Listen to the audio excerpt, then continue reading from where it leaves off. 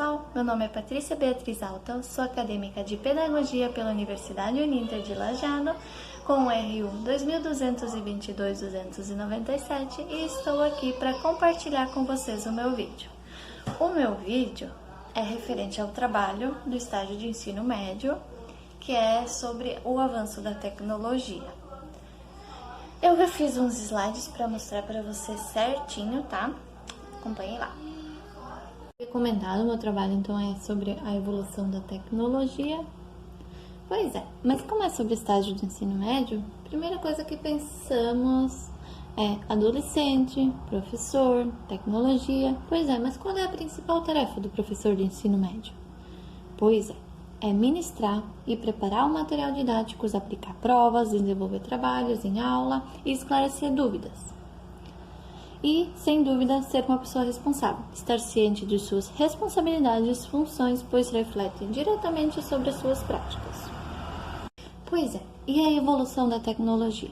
A tecnologia surgiu no século XVIII, com a Revolução Industrial, onde inventaram as máquinas.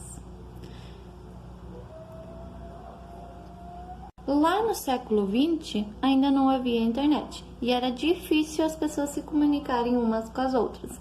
Porém, lá pela metade do século XX, em 1969, a internet foi criada. Ela foi criada nos Estados Unidos pelo norte-americano Robert Clark. Eu tenho duas imagens ali. Uma delas, que fica mais ao lado direito, é do primeiro computador criado, que se chama ENIAC. Ele pesava 30 toneladas, ele tinha mais de 18 mil válvulas e realizava 4.500 cálculos por segundo. Porém, um dos primeiros instrumentos da educação era o do lado esquerdo, que se chamava ábaco. Ele era usado pelos povos primitivos e auxiliava eles nas contagens. Então, para eles, ele era considerado o primeiro computador. Porém, lá na década de 40, em meio à Segunda Guerra Mundial, lá nos Estados Unidos se popularizou um microcomputador e esse se tornou a principal tarefa de trabalho. Pois é, e a internet chegou no Brasil lá por volta de 1981, por meio da BibNet. E em 1988 houve uma abertura das redes para fins comerciais e foi se aperfeiçoando com o passar dos anos. Então, todo ano houve mudanças. Computador de 18 mil válvulas, de 30 toneladas, hoje é levinho, é pequenininho e no caso seria o celular, que faz a mesma função desse computador de 30 toneladas, que ocupava quase um prédio inteiro, uma sala inteira. Hoje é manuseado pelos alunos, pelos pais, por todo mundo no caso. Benefícios da internet. Com a evolução da internet, cada vez menos as pessoas estão usando papel e caneta para escrever, inclusive nas escolas. Escrever à mão é uma prática que não deve ser extinta em salas de aula. Os estudantes precisam sim exercitar a escrita para não ficarem dependentes dos seus dispositivos tecnológicos. Outra coisa é problema com a socialização.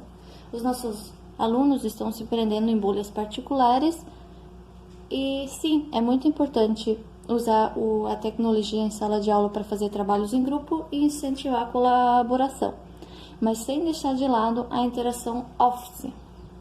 A exposição a conteúdos inapropriados refere-se ao acesso ou exposição de crianças e adolescentes intencionalmente ou acidentalmente a conteúdos violentos que geram ódio, sendo prejudicial ao seu desenvolvimento. A atenção dispersam a atenção do conteúdo que o professor está passando ou algo que realmente seja útil para se dedicar ao computador, joguinhos ou até mesmo falando sobre o final de semana no celular com os amigos ou conversa de grupos. Então isso também não é uma coisa muito boa. A falta de interação física. Pois é. A internet possibilita que nós, adultos e crianças, podemos conversar com pessoas de qualquer lugar do mundo.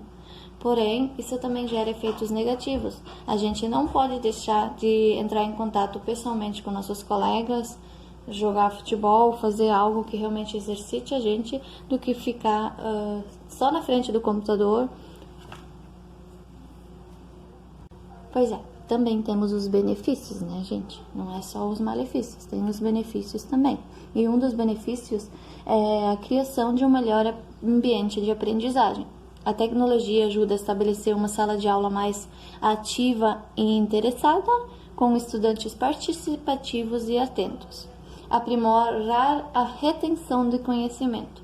A tecnologia facilita aos alunos a absorção de informações. Incentivar a aprendizagem individual. Pois é, incentivar a aprendizagem individual, nem todos conseguem entender as coisas tão rápidas quanto outros. E nesse caso a tecnologia ajuda muito a essas crianças que têm um desenvolvimento um pouco, que entendem um pouco mais devagar, né, o conteúdo. A tecnologia auxilia bastante.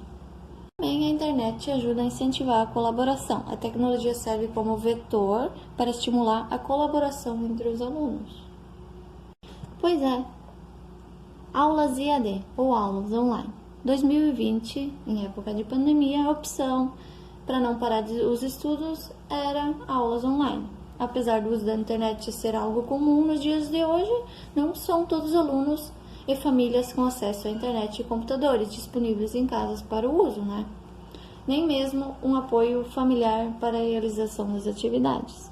Sim, muitas crianças têm internet em casa, têm um apoio familiar e tudo, mas nem todos. Então a gente tem que abranger um geral. E pois é, nada também se compara às aulas presenciais, onde os alunos têm um professor que auxilia onde necessário, os colegas para interagir e compartilhar conhecimento. Prestar atenção nas aulas presenciais já é uma dificuldade para grande parte dos alunos. Agora em casa a chance aumentou drasticamente. Para amenizar essa dispersão e conquistar a atenção dos alunos, as escolas precisam se reinventar e inovar, unindo disciplinas e propondo questões interdisciplinares, além de estimular atividades interativas dentro de casa.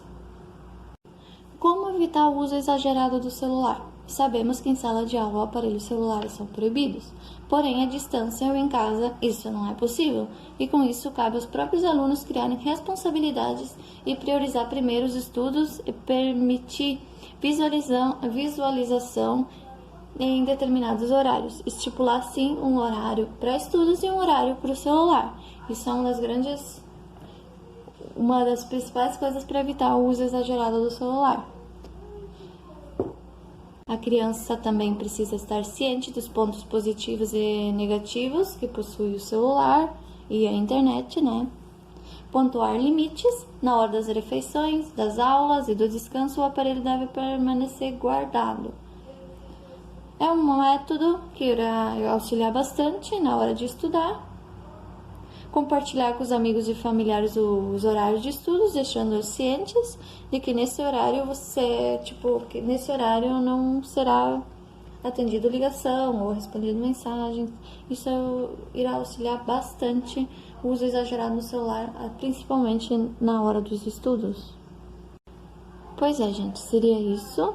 Agradeço a atenção de vocês e deixe seus comentários abaixo, tá bem? Muito obrigada!